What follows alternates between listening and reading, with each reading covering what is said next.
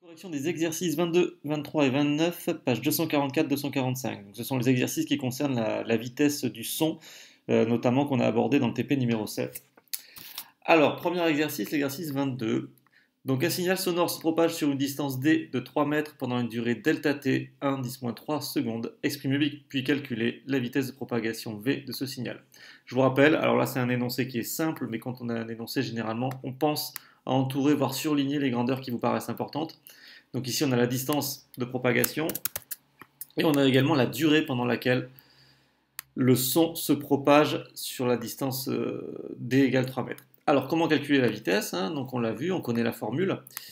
La vitesse de propagation, donc on va la calculer. Donc, formule à connaître absolument. On sait que la vitesse, c'est égal à la distance parcourue divisée par la durée. Alors, je vous rappelle que la durée, hein, c'est ce fameux delta t. Delta parce que c'est une différence de temps, hein. Une durée est une différence de temps, donc on utilise la notation delta t. Je rappelle les unités, donc la vitesse est en mètres par seconde, donc la distance doit être en mètres et le temps en secondes. Donc ici évidemment, toutes les grandeurs sont déjà dans les bonnes unités, hein, donc on n'a pas de conversion à faire.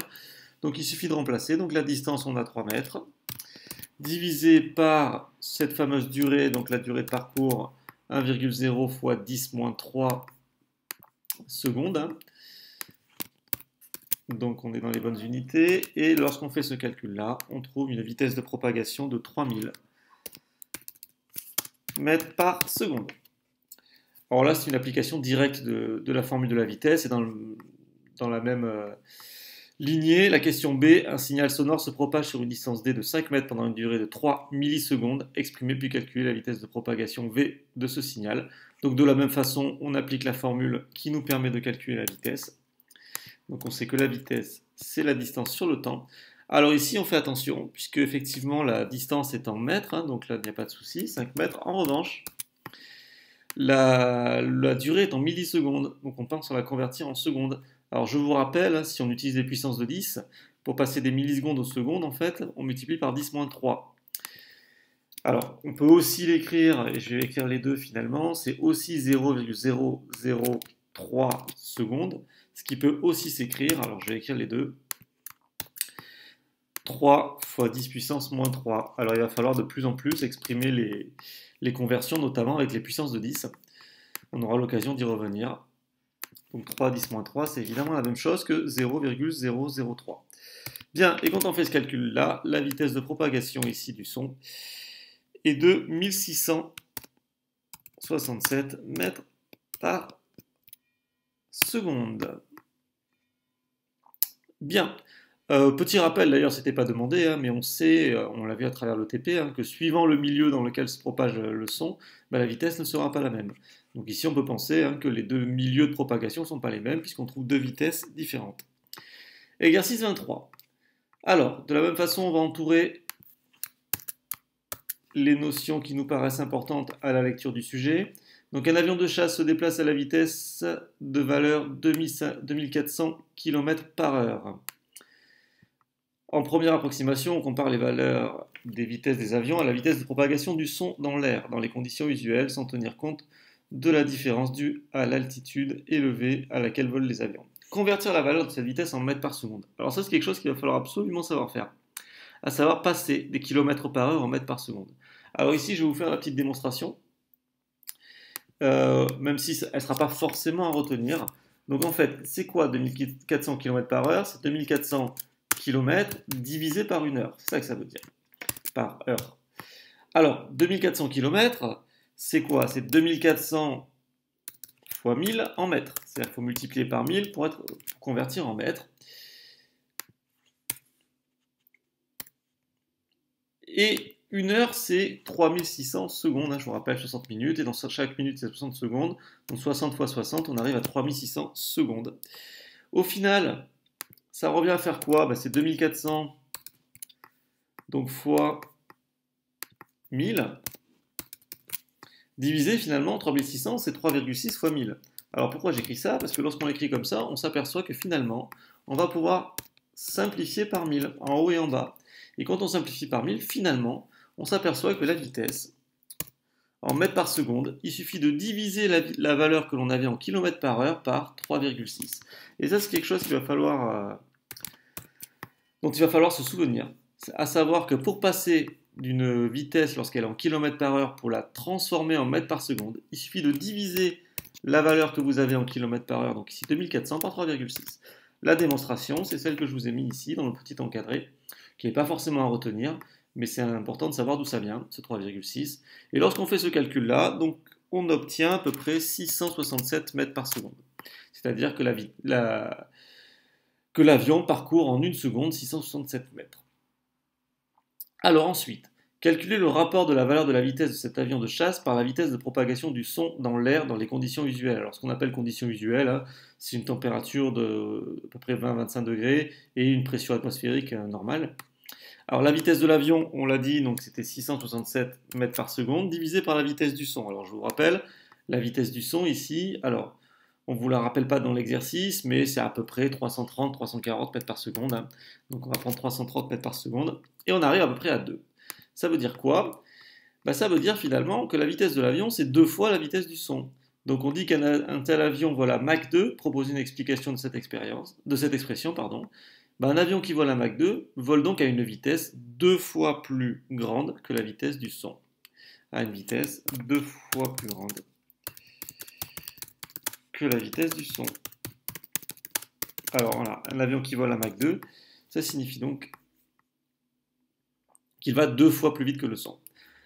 Question D, la vitesse de croisière d'un Airbus A380 vaut 900 km par heure. Déterminez si cet avion de ligne effectue un vol subsonique, c'est-à-dire une vitesse inférieure à la vitesse de propagation du son dans l'air, ou supersonique, à savoir une vitesse supérieure à la vitesse de propagation du son. Pour le savoir, on va le convertir en mètres par seconde de la même façon que tout à l'heure. On va donc faire 900 divisé par 3,6 et lorsqu'on fait ce petit calcul, on arrive à 250 mètres par seconde.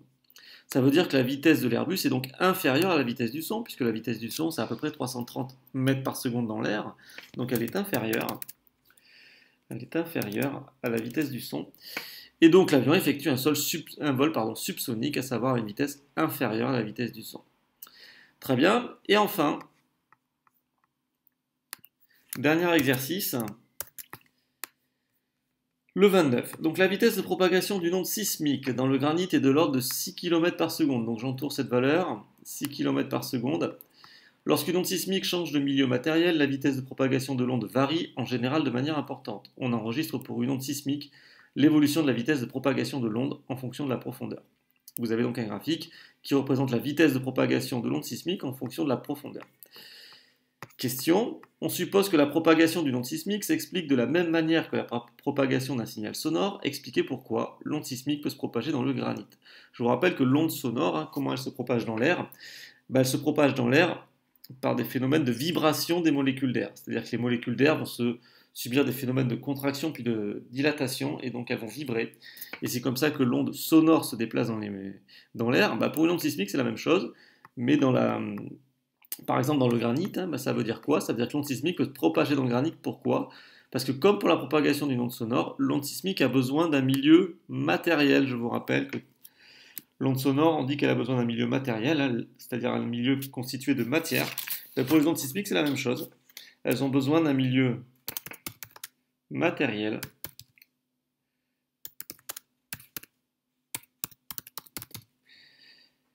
pour se propager.